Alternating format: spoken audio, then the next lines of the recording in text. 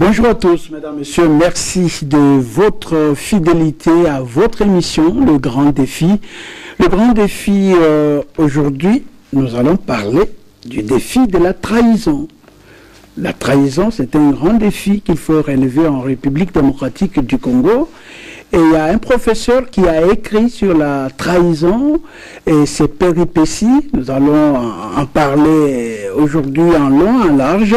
C'est le professeur Sylvain Chiko-Jimbumba qui est avec nous sur ce plateau. Professeur, bonjour. Bonjour, monsieur Gustave. Merci d'avoir accepté notre invitation. Oui, merci. Première question, c'est quoi la trahison? D'abord, je vous remercie de m'avoir invité à cette émission qui me semble assez drôle parce qu'il s'agit de défis, et des défis contemporains, des défis qui concernent notre pays. Et vous avez bien décrit la chose, vous avez dit qu'il s'agit aujourd'hui de la trahison comme un défi auquel on fait face aujourd'hui. Mais la trahison, c'est en quelque sorte une sorte de rupture de confiance entre deux individus. Et cette rupture de confiance peut aussi s'étendre au niveau des grands espaces de vie sociale, de vie politique et d'autres situations. C'est-à-dire que quelqu'un brise un pacte de confiance vis-à-vis de celui qui est avec lui dans une relation. Et celui qui trahit, il tire profit de sa trahison. Et on peut lier aussi la trahison à l'infidélité, par exemple. Je n'ai pas été fidèle, soit à ma femme, soit la femme envers son mari. C'est aussi une trahison. Soit à médire, par exemple, aussi? Oui, la médisance fait partie aussi de la trahison. Alors, il faut maintenant élever, puisqu'il s'agit ici de la trahison politique. Ok. À ce niveau-là, c'est le politique qui trahit l'autre politique dans un même cartel, dans un même parti politique, pour des raisons de privilèges politiques ou d'intérêts politiques, on peut trahir facilement. C'est ce qui arrive. Vous voyez, sur ce livre, sur la couverture, j'ai mis le titre, c'est la trahison. Mais beaucoup me demandent la trahison dans quel pays. J'ai dit c'est dans la République démocratique du Congo. Parce qu'il y a une carte. Il y a une carte de la République avec les couleurs de la République. C'est justement le symbole qui justifie le fait que la trahison c'est au Congo. Et s'il faut arriver au Congo maintenant, pour montrer les péripéties, ce que vous avez évoqué comme expression, ça a commencé depuis les bons moments de l'indépendance. Donc justement, c'est la question que je voulais poser. Je voulais savoir, quand vous écrivez aujourd'hui, dans votre ouvrage que j'ai pu quand même feuilleter, j'ai lu, j'ai compris beaucoup de choses, vous voulez dire que la trahison n'a pas commencé aujourd'hui? La trahison comme phénomène est incontemporel, hein? Et il est dans toutes les cultures, dans toutes les civilisations de tous les temps. Vous vous souviendrez que la grande figure historique de la trahison, c'est le Judas. Il a trahi celui qui lui avait donné toute la confiance. Hein. On ne donne pas la confiance de gérer les finances à n'importe qui. Jésus avait confié toutes les finances à Judas, mais Judas l'a trahi. Et la trahison peut se faire aussi dans le sens où on livre quelqu'un chez un ennemi. C'est une trahison. Okay. Et donc c'est pour vous dire que la trahison est incontemporaine. La trahison est dans toute culture et dans toute civilisation. Au Congo, elle n'est pas une nouveauté. Elle a commencé, puisque j'entends les gens parler de la trahison des hommes politiques, de la trahison des officiers militaires. Et certainement j'ai évoqué tous ces cas, mais c'est pour répondre à votre question, c'est pour dire que la trahison n'est pas seulement une trahison au niveau du Congo, c'est la trahison, c'est un phénomène qui est un phénomène humain qui a traversé les siècles, qui a traversé les temps, qui a traversé toutes les civilisations du monde. Et quand on revient en République démocratique du Congo, on peut dire que le fait qu'il y a eu entre Mobutu et Kasavubu, c'est une trahison. Qui a trahi qui? Et ce qu'on a vu, Lumumba, Kasavubu, est-ce qu'il y a trahison? Et puis ce qu'on a vu, les gens quitter Kabila pour créer par exemple leur propre parti politique. Est-ce une trahison? Tout ce que nous vivons aujourd'hui, est-ce une trahison ou pas? Mais ce qui est curieux, c'est que vous avez déjà répondu à votre question. Mais je vais quand même clarifier. Pourquoi vous partez de Mobutu et Kasavubu? Il faut partir de l'histoire de notre pays. C'est pourquoi nous écrivons, pour laisser des traces pour ceux qui viendront après nous, qu'ils sachent qu'il y a eu des épisodes les plus durs dans notre pays. Et on prend l'épisode de la trahison. Depuis la table ronde, la trahison était déjà présente. Comment ça? Oui, je vais vous expliquer. C'est-à-dire qu'il y avait des radicaux, de l'autre côté, il y avait des modérés. Certains radicaux ont dû s'adhérer au groupe des modérés. Et cela s'est fait non pas seulement par les discours, mais il y a eu aussi la circularité de quelques billets de banque entre eux, et ils sont arrivés. Il y a beaucoup d'experts qui ont écrit là-dessus. Je ne le dis pas au hasard, je suis un scientifique. Il y a eu cette trahison-là. Mais prenons le cas où on quitte d'un camp vers un autre. Et cela est considéré comme une sorte de trahison. Ça, c'est en 1903, autour de la table ronde. Et quand nous avons cheminé, on arrive à un certain moment où Kasavubu était au pouvoir, même s'il ne s'entendait pas très bien avec Lumumba, mais il y a eu quelqu'un qui était au milieu d'eux, qui a dû neutraliser tout le monde, et qui était celui qui était le secrétaire, ou qui gardait les secrets de Lumumba, qui a pu le trahir et neutraliser maintenant son chef d'État. Puisque le chef de l'État, qui était Kasavubu, qui lui avait donné tout le pouvoir en tant que chef d'État-major, et qui il a fini par les trahir. Mais ce qui est un peu drôle ici, je résume, puisque je ne peux pas quand même exposer tout le livre ici, ce qui était curieux, que Mobutu lui-même a été trahi, en dépit de ce qu'il avait fait comme trahison à toutes les étapes des cheminements politiques historiques de notre pays. Il a trahi tous ses compagnons en les neutralisant, et tout ce qui était soupçonné juste pour une moindre trahison, ce qu'il appelait l'orgie des trahisons, et il devait les frapper. C'est pourquoi vous avez suivi beaucoup d'assassinats, des procès parfois bidons qui n'étaient pas justifiés, qui ont amené beaucoup de gens à la mort. Et Mobutu lui-même, vers la fin, il a connu ces trahisons. Et ces lieutenants qui étaient avec lui ont commencé à le trahir. Vous connaissez le cas emblématique de Mayele qui a quitté, qui est allé de l'autre côté, et bien d'autres qui ont fait cette trahison, et Mobutu le reconnaît.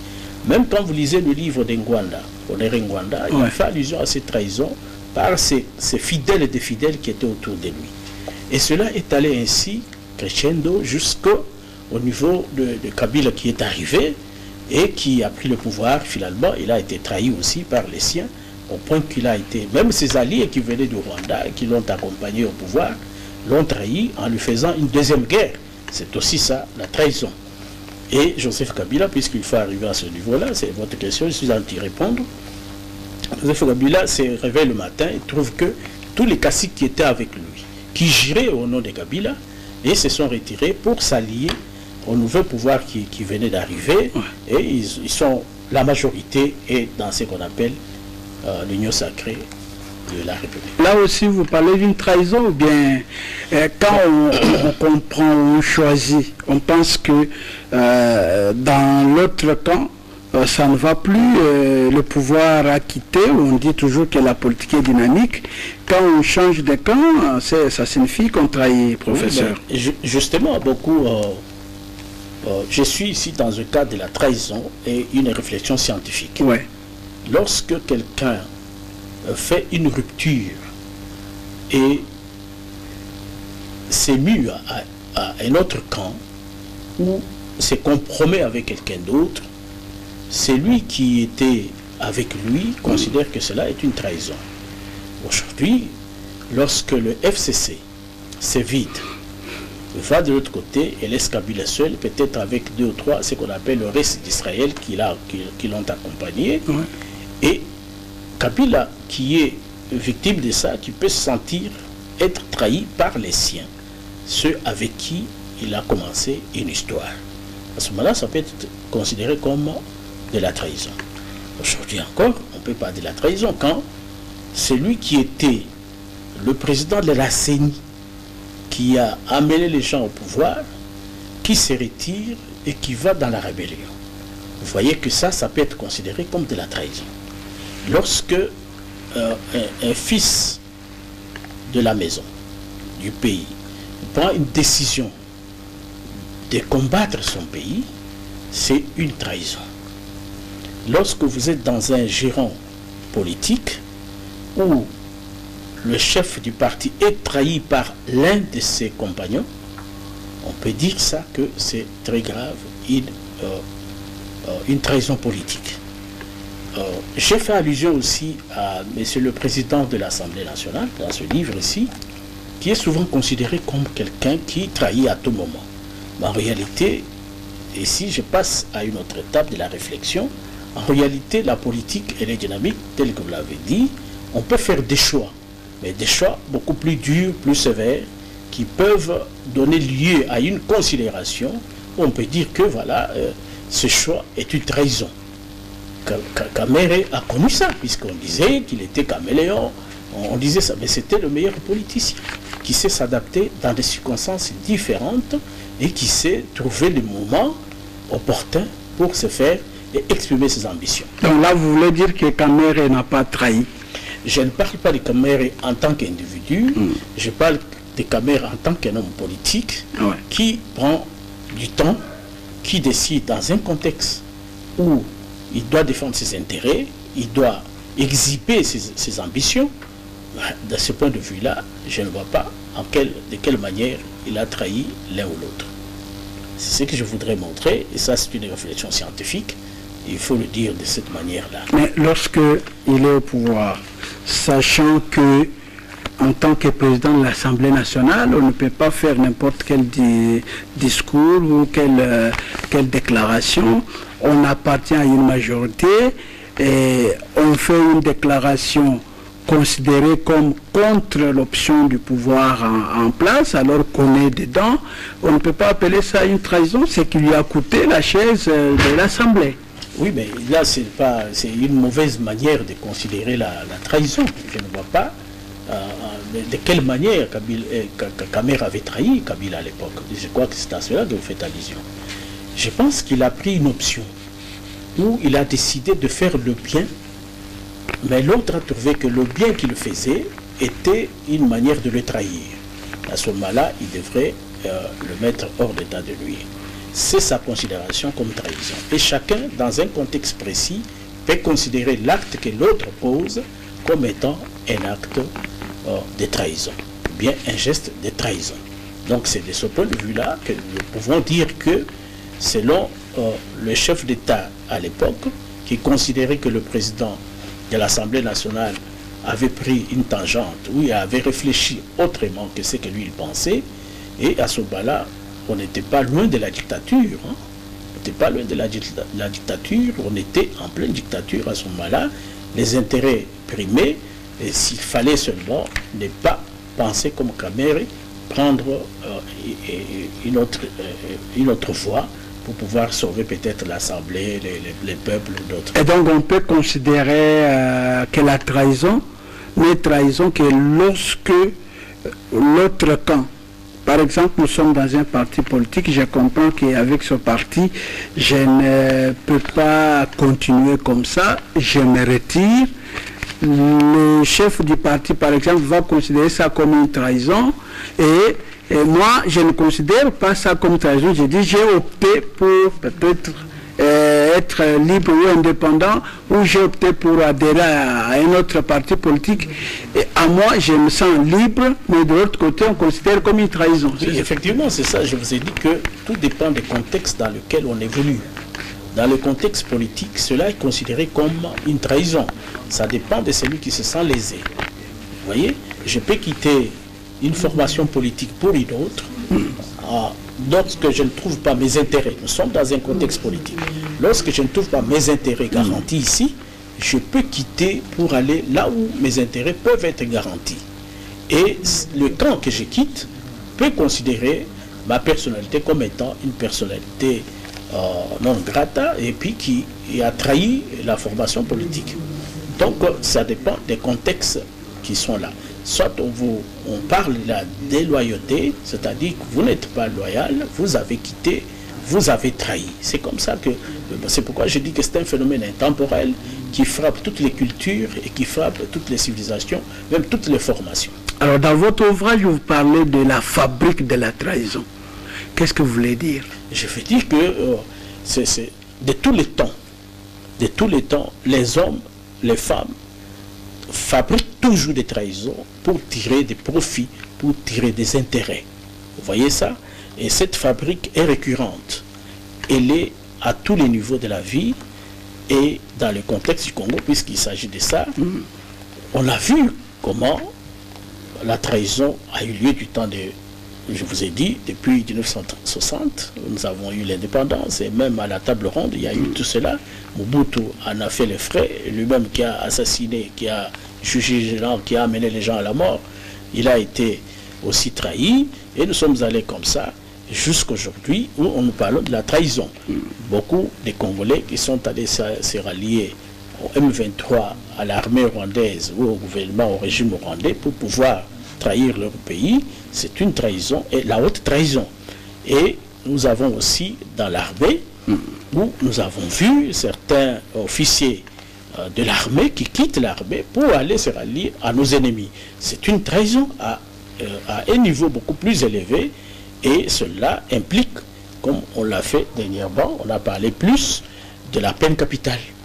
Et dans le contexte pareil où il y a haute trahison, la peine capitale vient intervenir justement pour sauver soit la nation, soit le cartel ou autre chose qui est arrivé. Alors la professeure Nicole Ntumbabwacha, qui a préfacé votre ouvrage, affirme que la scène politique congolaise est truffée, Yago, qui sont illustrés dans la fabrique de la trahison politique pour parvenir à leur fin. Pouvez-vous nous le démontrer? Oui, je vais vous démontrer que il y a dans le contexte politique. D'abord, quand il prend cette image de Shakespeare, ce personnage Yago, qui était l'image de la trahison de Shakespeare, elle montre bien que cette image, on peut retrouver ça au niveau du Congo, puisque celui-ci avait trahi, en trompant par exemple son chef, le roi, en disant que sa femme avait pris, et pourtant il avait de la haine contre le chef. Il a créé ça juste pour que le chef, se voyant dans des situations, il tue sa femme, il s'est tué lui-même, il a perdu. Donc voilà, les petits Yago, comme il le dit, sont dans l'espace politique congolais. Beaucoup, ils trahissent justement pour tirer profit. C'est ce que nous avons dit, la définition que nous avons donnée avant. C'est la rupture de la confiance. On tire profit de la trahison. On dit, on trahit celui-ci pour obtenir cela.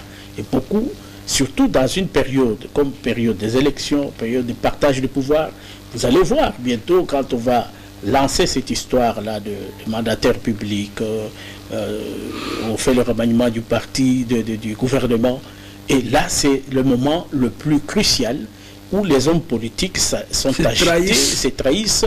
Il va dire, raconter peut-être des choses qui étaient cachées, qui étaient gardées comme secret, et puis il va trahir, dire à l'autre, à l'un, pour bloquer l'un ou l'autre. C'est cela ce qu'elle est en train d'expliquer, et cela c'est une vérité. Alors, vous dites que tous ces actes, ce n'est que des guerres, des viols, pillages de minerais, des détournements. On parle beaucoup plus de détournements dans notre pays, des deniers publics, des malversations financières.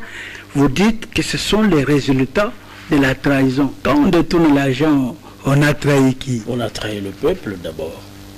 Et on a trahi le gouvernement. On a trahi le chef qui vous a donné le pouvoir. C'est très simple à le comprendre.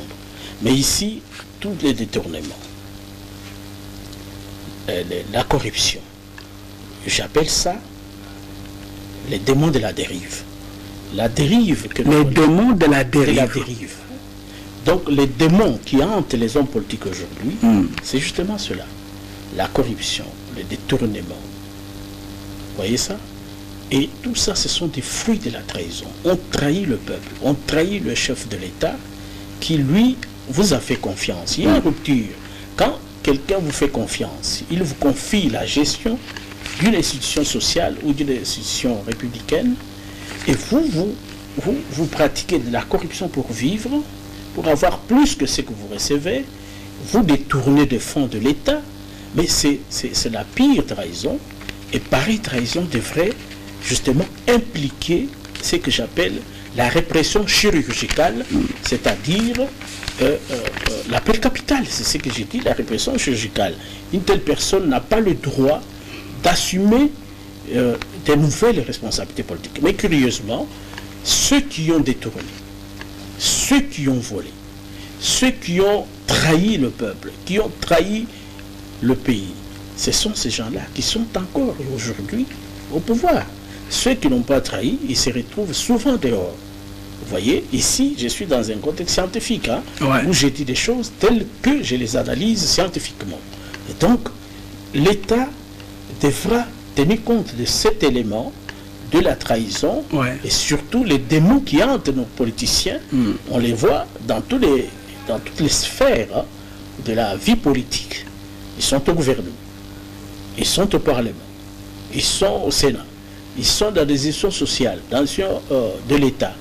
Alors, toutes ces personnalités dont on sait qu'ils ont trahi le pays, mais qui sont toujours là. Je me souviens que l'année dernière, où le président Mbosso qui disait quitter les groupes et rébellions.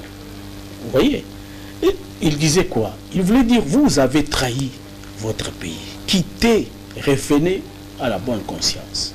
C'est cela, c'est que je peux dire à ce niveau-là. Alors, si nous prenons l'exemple de ce qui s'est passé à Genève, à Genval, lorsque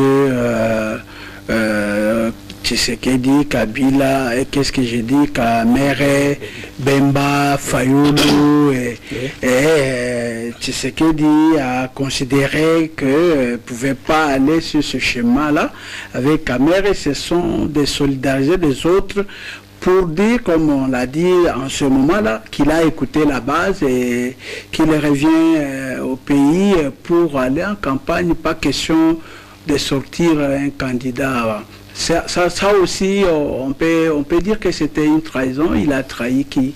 Oui, mais il faut situer la question dans son contexte précis. Ils sont ensemble dans l'opposition.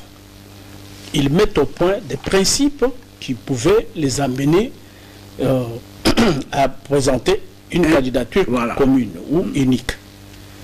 À ce moment-là, ils s'entendent sur le mode de désignation d'un candidat.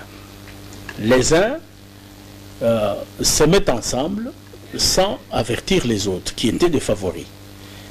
Et dans leur manière ou dans leur perspective de gagner, ils se sont trahis eux-mêmes.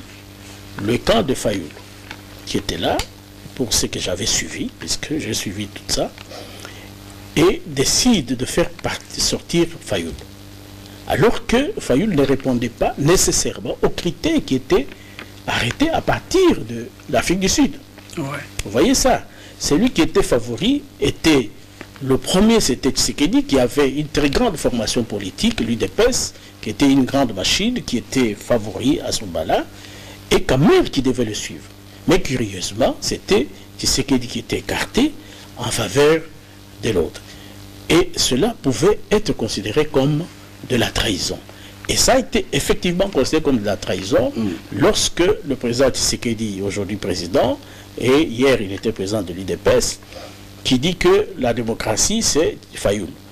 Et l'UDPS qui espérait depuis déjà plus de 3 décennies qu'on devait arriver au pouvoir, le temps était arrivé, et que l'UDPS se sent être trahi. la population qui espérait beaucoup sur l'UDPS a considéré que il a été trahi par ce groupe, cette frange de l'opposition. Ouais. Alors, l'autre se retire avec Kamere, il constitue ce qu'on a appelé le cash à l'époque, ouais. Et ça a été considéré de part et d'autre comme trahison. Je le dis dans le livre où j'explique ça avec beaucoup d'intensité, où Kamere se mettent, ils forment ce qu'ils ont appelé le ticket gagnant, ouais. Et ils vont au pouvoir, et voilà qu'ils ont gagné. Alors, tout ça, c'est de la trahison. On a trahi qui? C'est qu'il a trahi les Fayoul et les autres pour s'adhérer à la base ou au peuple, ou Fayoul et les autres qui avaient écarté Tshisekedi en coulisses, on peut dire que ce sont eux qui ont trahi, ou les deux ont trahi. Mais objectivement, je viens d'expliquer que la trahison vient de quelle manière. Il y a eu des principes qui ont été définis. Ouais. Nous définissons le principe, nous sommes tous d'accord. Que celui qui a une grande popularité au pays, qui répond à tel critère, est celui-là que nous allons désigner comme président. Donc candidat unique à l'époque. Mais les autres ne suivent pas les critères, puisque Tshisekedi présentait tous les atouts pour être candidat. Mais il a été écarté. La deuxième personnalité qui devrait qui avait presque le même profil, c'était M. Vital Kamerhe. Voilà que les deux étaient floués et écartés. Alors, vous n'allez pas dire que c'est Tshisekedi qui a trahi, ou c'est Kamerhe qui a trahi, c'est le groupe de Fayoul qui avait trahi, pour autant qu'ils n'ont pas respecté le critère. Et même le mode de désignation n'était pas celui des élections, comme ils se sont organisés là-bas. Donc c'était défini dans leurs documents, j'ai les documents, j'ai tout cela, j'ai lu, j'ai dit mais c'était de la folie ça. Et voilà, donc du côté de l'UDPS, de la population congolaise, qui espérait beaucoup voir l'UDPS émerger et prendre le pouvoir, a considéré que cette frange de l'opposition avait trahi la population. Alors, voilà. Pouvez-vous, professeur, nous expliquer les modus operandi des traîtres congolais et les conséquences qui y découlent? Les Congolais, il est de nature la personne qui sait trahir facilement. Et parfois pour des miettes. C'est d'abord la corruption qui est au fond. Si vous remarquez, beaucoup qui sont allés de l'autre côté pour combattre leur pays, c'est à coup de billets de banque. Facilement, on peut le corrompre, il va trahir son peuple. Facilement. Et ça, c'est... Donc la trahison marche avec la corruption. Absolument. Absolument. Dans notre pays, nous parlons du pays. Même ailleurs aussi, la corruption trahit, hein, donc peut amener quelqu'un à trahir. Et ça, nous le vivons presque chaque jour. Vous voyez? Regardez les élections qui se font au niveau des provinces. Mais qu'est-ce qui se passe là-bas? C'est toujours la corruption. Lorsque un chef d'un parti politique, il vous amène de l'argent, il vous dit, j'aimerais que tel ou tel autre passe, voilà autant d'argent. Il vous amène même des véhicules, qu'est-ce que vous allez faire?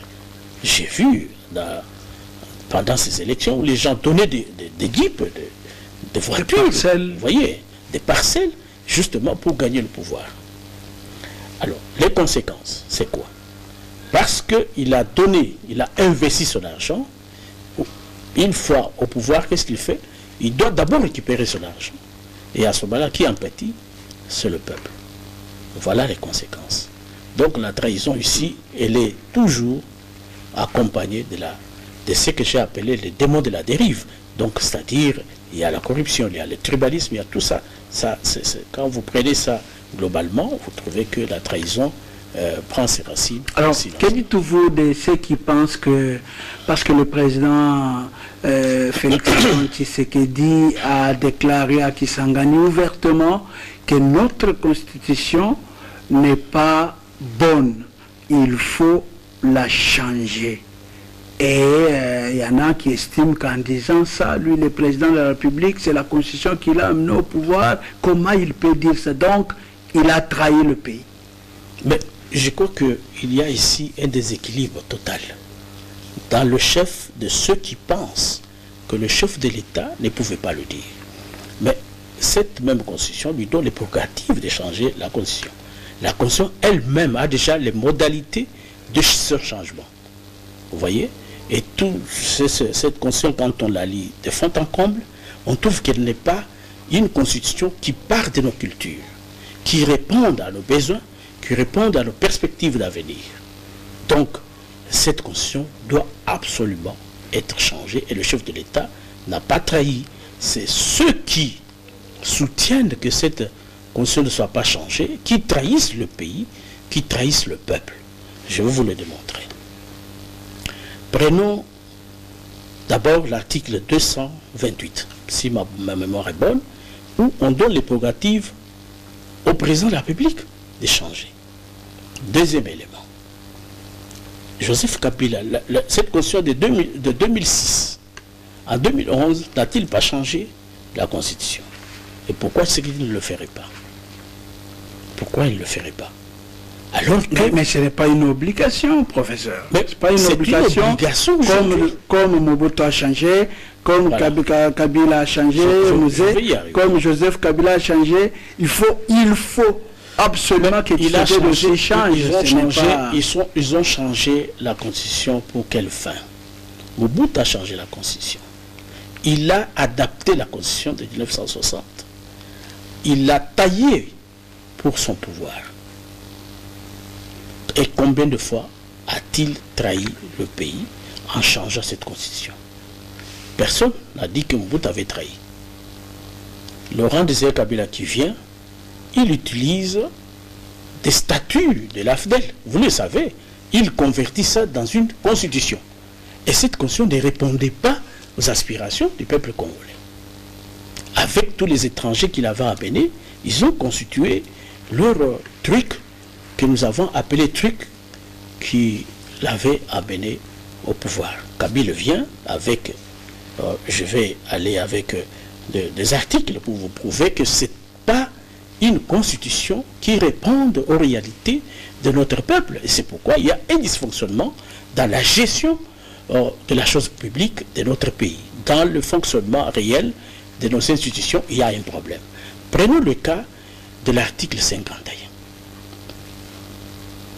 Est-ce que nous avons des minorités dans notre pays? Nous n'avons jamais eu des minorités. Il y a des ethnies qui sont connues. Mais on nous piège en nous parlant de la protection des minorités. Qu'est-ce que ça signifie, protection des minorités? Quelles sont ces minorités? Ce sont des Rwandais qui ont vécu ici chez nous, qui prétendent être des minorités. Nous n'avons pas de communautés ici. Nous avons des ethnies. Nous nous connaissons. Nous nous sommes mariés entre nous. Nous n'avons jamais connu. Nous vivons depuis beaucoup d'années. Ça, c'est un fait. Le piège maintenant, quand vous allez lire l'article 4, vous voyez ça? Qu'on peut accepter, par exemple, qu'il y ait modification des instances, par exemple, de gestion au niveau territorial. C'est pour cela, il y avait quelqu'un qui se disait, qui est là, qui est Nyamuleng, c'est ce que je sais, Robert est au pouvoir depuis longtemps. Et il n'avait qu'un seul ministère, le ministère de démembrement, comment on l'appelle, décentralisation, pour démembrer le Nord Kivu. Nous le savons tous. Et cela est arrivé. J'ai entendu un ancien député qui s'appelle Nyarugabo, quelque chose comme ça. Il dit que changer la constitution, c'est toucher aux fruits interdits. Vous voyez ça? Un Congolais digne de lui-même ne peut pas tenir un tel discours. On doit changer cette constitution. Et nous répondons à ce monsieur que cette constitution a été écrite par les étrangers pour leurs intérêts. Aujourd'hui, l'opportunité est là. Le temps est arrivé qu'on puisse réfléchir de fond en comble sur notre constitution, sur notre mode de gestion, qui relève de notre culture, qui relève de nos aspirations, qui répondent à ce que nous pensons être un jour, même après nous. Tu sais que je n'ai qu'un instrument. Lorsque vous dites que je n'ai qu'un instrument, il vient d'arriver. La constitution a été écrite par des étrangers, pour des étrangers, ça n'a rien à voir de... Mais j'ai suivi le professeur Bob Kabamba qui répondait aux questions de Christian Sakono. C'était d'ailleurs une émission de 2020 où il disait qu'il y avait tous les professeurs connus, les Jean-Louis Sambo, les Bochab, les Mbata, plutôt les Kabouya, qui étaient membres de cette commission-là, qui a écrit la Constitution. Et dire que c'est une Constitution des étrangers écrite à l'étranger, ce n'est pas du tout bien, ce n'est pas du tout vrai, parce qu'on l'a dit, c'était à Kisangani. Mais disons, est-ce que Bob Kabamba, vous avez pris où il a dit qu'il y avait des Congolais? Mais ce sont des Congolais qui étaient là, c'était des Congolais de service. Ce n'étaient pas des Congolais qui réfléchissaient. Des Congolais de service, vous voulez dire? Oui, mais justement, c'est ce que je lui dis, je suis clair là-dessus. C'est-à-dire quoi? Alors, les Congolais de je vais expliquer. Ouais. Bob Kabamba a montré, moi j'ai suivi aussi la même émission, il montre que lui, il a amené les Boches. Les Boches venaient d'où? De la Belgique. Ça, vous ne l'avez pas évoqué. Toutefois, il soutient le changement. Non, tout simplement, ça venait de la Belgique. Et il y avait des Congolais qui étaient associés. C'est ce que j'appelle des Congolais services. Et nous sommes dans quel contexte? Nous sommes dans un contexte où il y a la guerre, où il y a les belligérants qui se mettent ensemble pour se donner les possibilités de survivre politiquement. Et c'est ça, ce qui a donné lieu à cette constitution. Mais si aujourd'hui, les mêmes personnes, si on les met pour qu'ils réfléchissent, comme le chef de l'État a dit, qu'il va pouvoir mettre au point une commission qui va réfléchir. Il a d'abord lancé la réflexion. On ne peut pas nier, on ne peut pas refuser au peuple congolais de réfléchir sur son avenir, sur ce mode de fonctionnement ou de gouvernance. Et donc ce n'est pas une trahison? Ce n'est pas une trahison. Ceux qui trahissent, ce sont ceux qui refusent, qui essaient. J'ai entendu Fayoulé réagir avec tous ces gens. J'ai entendu Katumbe réagir. Est-ce qu'ils ont lu la Constitution? Moi, je me suis posé cette question. Et s'ils étaient honnêtement, s'ils étaient de vrais opposants, c'est le moment qu'ils devaient saisir, puisqu'ils savent que cette Constitution n'est pas la nôtre. Nous avons écrit depuis longtemps, dans ce livre que j'ai intitulé « L'humanité, devoir d'humanité », je l'ai publié en 2010, où je conteste, j'analyse cette Constitution, je conteste ça. En 2013... Vous contestez la Constitution? La Constitution ici, parce qu'elle ne répondait pas. Qu'elle soit absolument changée, de fond en comble. Donc on ne prendra même pas une phrase de l'actuelle Constitution dans la nouvelle? Quand on change et l'esprit et le contenu.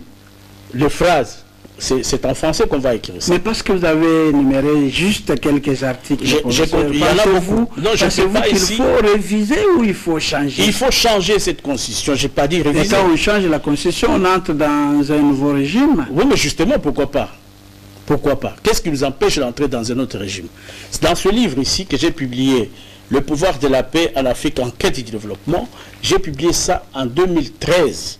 Et dans ce livre ici, je stigmatise le texte que vous appelez la Constitution. Que cette Constitution ne vaut pas la peine, ça ne va pas servir. Vous voyez comment le dysfonctionnement est net. Alors, il y a un autre ouvrage que j'ai publié en 2015 sur le multipartisme politique en Afrique et résurgence des rivalités ethniques. Ce livre, je l'ai publié et je conteste ce texte de la Constitution. Tous ces livres existent, vous pouvez les commander. Vous voyez, ça c'était publié au niveau de l'université, des éditions universitaires européennes en Allemagne. Vous voyez, j'ai publié en 2019 un livre sur l'illusion du pouvoir, où je parle de la justice et j'en arrive à parler de la Constitution, notre Constitution. Et je démontre clairement que cette Constitution ne vaut pas la peine. C'est elle qui empiète sur la justice pour qu'elle soit... Mais justement, il y a un dysfonctionnement. Nulle part on montre qu'il faut punir ceux qui ont trahi le pays. Pourquoi on ne parle pas de ça? Pourquoi? Vous voyez, j'ai publié ce livre. Dans celui-ci, qui est tout à fait récent, en 2021, et il y a d'autres qui ne sont pas ici, où je parle effectivement, c'est un livre que j'ai enseigné aux étudiants, Et ce livre, je parle aussi, je leur montre la difficulté, le dysfonctionnement de notre Constitution. Vous voyez ça? Dans un autre, il y en a beaucoup, hein? Je m'excuse beaucoup de dire ça, je n'aime pas trop parler. Ça, c'est l'espace public et citoyenneté urbaine.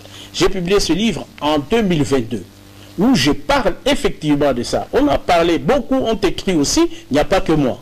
Et le dernier, l'avant-dernier, c'est celui-ci, Éthique sociale pour l'avenir. Dans ce livre, je parle effectivement aussi avec l'analyse de tous les textes qui sont là-bas, tous les articles qui posent problème, qui nous amènent à décider d'échanger complètement la Constitution, de l'écrire en d'autres termes, avec un autre esprit et dans un autre contexte qui est le nôtre. Et le dernier ouvrage, c'est celui sur lequel nous discutons, qui s'appelle La trahison, et vous l'avez lu, vous avez vu bien beaucoup d'articles qui sont dedans, que je suis en train de déployer ici. Voilà, mon cher Ça ami. signifie que vous avez tous les arguments possibles pour qu'on puisse changer la Constitution. Je suis d'accord. Mais vous pouvez nous énumérer même 5. Pas ça? Vous pouvez nous énumérer même 5 arguments pour dire voilà, cette Constitution doit être changée. Tout ce que je viens de dire, tout ce que je viens de dire. Vous n'avez parlé que de l'article 51 et de l'article 228. Et nous estimons avec ces articles-là, professeur, on peut carrément réviser. Mais pourquoi réviser? Non, c'est que je vous ai dit, le changement n'est pas vous révisez, vous gardez l'esprit. Mais si on change, c'est-à-dire qu'il y a l'esprit qui entre dedans, qui est l'esprit congolais, avec le nombre d'ethnies qui sont là, qui réfléchissent selon notre culture.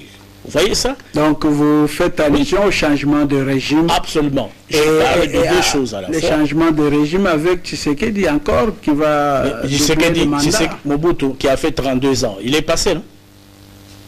Il est passé. Le roi Désiré Kabila qui a fait 3 ou 4 ans, je ne sais pas, il est parti. Le Joseph Kabila a fait 18 ans. Il a changé la constitution. Il est passé, Tshisekedi passera. Mais le pays va demeurer.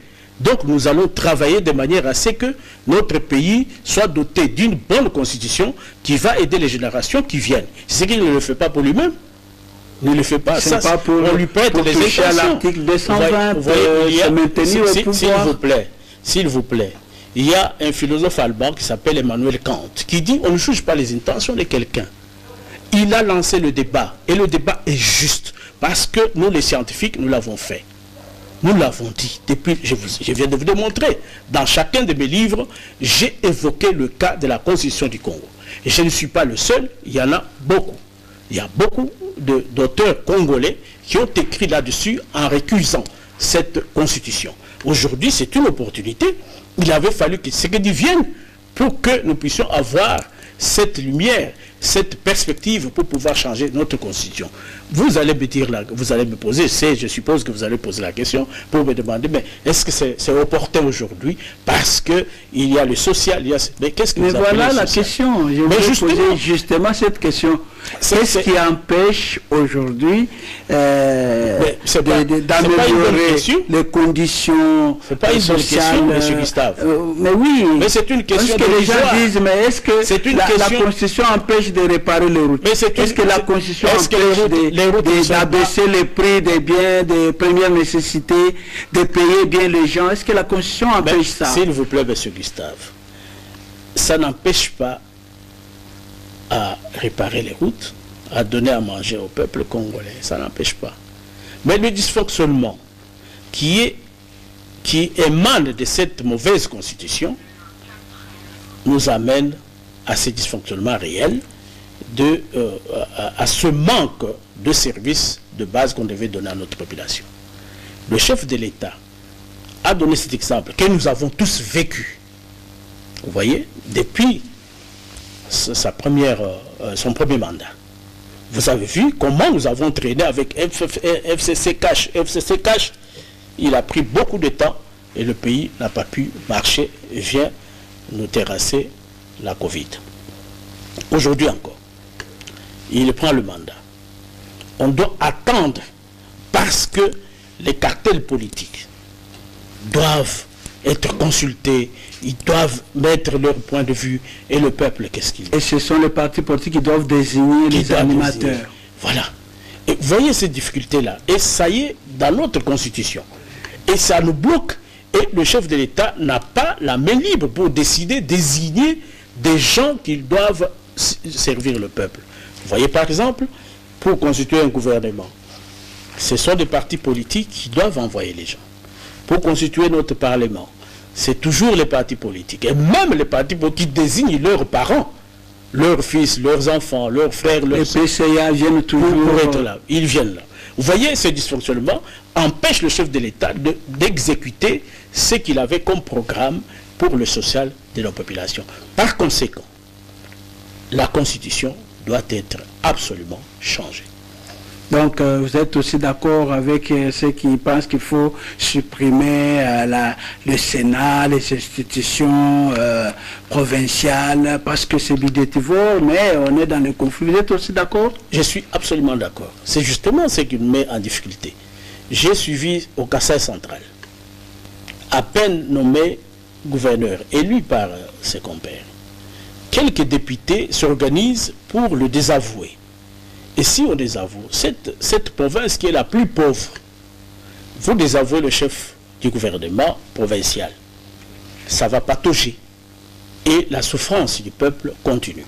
Je pense qu'il faut revenir à cette disposition pour dire qu'il faut que le chef de l'État nomme dans la territoriale. Vous voyez ça? Et cela, il a les prérogatives de nommer et de surveiller, d'organiser. Donc, alors... Revenons à notre sujet. Il y a beaucoup de choses à dire sur le changement de la Constitution. Alors, que vous inspire cette phrase de M. Laurent Désiré Kabila, ne jamais trahir sa patrie? Lui-même n'a-t-il pas trahi? C'est une grande devise qui est même dans notre armée. Il n'a rien dit de neuf. Il n'a rien dit de neuf. Lui-même n'a-t-il pas trahi? Pourquoi s'était-il allié aux ennemis pour détruire notre pays? Aujourd'hui, ce dont nous souffrons aujourd'hui vient aussi de l'AFDEL. Il ne faut pas oublier ça. L'AFDEL qui s'est mué à RCD, tous ces gens qui nous ont fait du mal. Et ce sont ces gens-là qui ont trahi le pays. Donc même ceux qui prennent les armes aujourd'hui... Mais ils trahissent leur pays. Ils sont en train de trahir. Absolument. Mais ils ne viennent pas libérer le peuple comme ils le disent. Ils ne viennent pas libérer. Ils sont venus ici. Vous avez vu ce qu'ils ont fait. Heureusement, le peuple s'est libéré lorsque Laurent Kabila est arrivé et est revenu au peuple pour dire voilà, ces gens, je les ai amenés ici, mais je voudrais qu'ils rentrent chez eux. Voilà ce qu'il nous faut. Le peuple a bravé ces gens-là. Vous vous souviendrez de la Deuxième Guerre? Voilà. Alors, dans votre ouvrage, vous dites que la trahison est la seconde nature des femmes. Pourquoi vous validez cette expression? C'est pour moi qui l'ai dit. Je reprends ce que les autres penseurs l'ont dit. C'est dans le processus de la définition de ce qu'on appelle la trahison. On a toujours pensé que les deux femmes, même s'ils s'aiment mieux, mais il y a toujours de la place pour la trahison. C'est-à-dire, on pense que la femme peut trahir une autre femme. Et qu'on dit que dans la femme, il y a déjà des gerbes de trahison, déjà depuis le départ. On dirait peut-être cette histoire de jardin d'Éden, où la femme prend le fruit et l'amène vers son mari. Et cela était vu comme de la trahison. On suppose comme ça. Est-ce que les femmes sont d'accord avec vous sur cette expression? J'essaie d'être prudent scientifiquement, donc. Ici, c'est une expression scientifique où je tire une citation de quelqu'un d'autre, mais j'explique que j'enchaîne pour que je puisse aider les gens à comprendre ce qu'on entend par la trahison. Mais je ne dis pas que ma femme va trahir demain ou après-demain. Je pense que c'est leur seconde nature. Bon, on dit que c'est une seconde nature. C'est celui qui a dit. Et moi, j'explicite, je montre qu'il y a des formes de trahison qui se font, même au niveau des femmes. Mais il y a aussi des trahisons, j'ai bien expliqué, que les hommes se trahissent à tout moment. Judas n'était pas une femme, c'était qu'un homme. Donc ça a commencé depuis longtemps. Et les femmes sont aussi considérées dans ce cheminement, dans ce contexte communautaire. Et vous dites encore... que chaque société pointe ses traîtres en période de crise politique ou en période électorale. Qu'est-ce que vous voulez dire? Mais justement, c'est ce que je viens d'expliquer, qu'en période de partage de pouvoir, où on doit renouveler les contrats politiques. Et c'est là où les hommes se trahissent sérieusement. Vous voyez, les hommes se trahissent, ils disent, ils vont dire des choses contre l'un ou l'autre, et tout cela, ça crée cette tension. Alors, pour terminer, parce que nos minutes sont finies, oui. Que faire pour éradiquer la trahison en République démocratique du Congo? Il est difficile de répondre à cette question. Ce que nous avons donné vers la fin, nous avons proposé une nouvelle anthropologie politique où les hommes, par exemple, j'ai proposé la création du Conseil national d'éthique. Okay.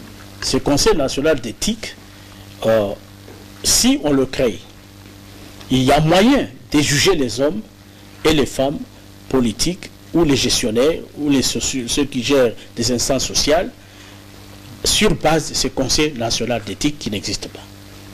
Mais vous reconnaissez qu'il y a un document sur l'éthique et la déontologie du personnel de l'État. C'est différent.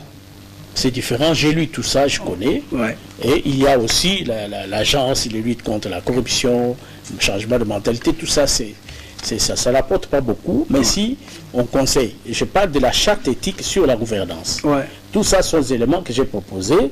Je propose aussi l'éducation. Hein? On peut lutter contre la trahison, contre la corruption, contre tous ces antivaleurs à partir de l'éducation à la base et de la formation à la base. Vous voyez, dans les écoles ou bien oui, dans des écoles. Dans des écoles. Et on peut faire ça. Il y a aussi l'adhésion politique de chaque cartel politique, chaque formation politique a une charte nationale d'éthique. Donc tout cela c'est important. Il faut éduquer la population au niveau de l'éthique pour qu'ils comprennent certaines valeurs de notre pays. Professeur Sylvain Chikoji Mbumba, oui. Nous avons fini. Merci. Vous avez un dernier mot? Oui, le dernier mot, c'est que je vous remercie d'abord. Ensuite, j'encourage le chef de l'État, son Excellence Félix Antoine Tshisekedi, d'aller dans ce sens-là du changement radical, du changement radical de notre Constitution, parce que c'est à partir de là qu'on peut imaginer un bonheur partagé pour notre population. D'accord. Voilà, c'est ce que je pourrais dire. Merci beaucoup, professeur Sylvain Chikoji Mbumba, d'avoir été les nôtres aujourd'hui. Voilà, merci à vous qui nous avez suivis. Merci à toute l'équipe technique. La suite sur le prochain numéro. Au revoir.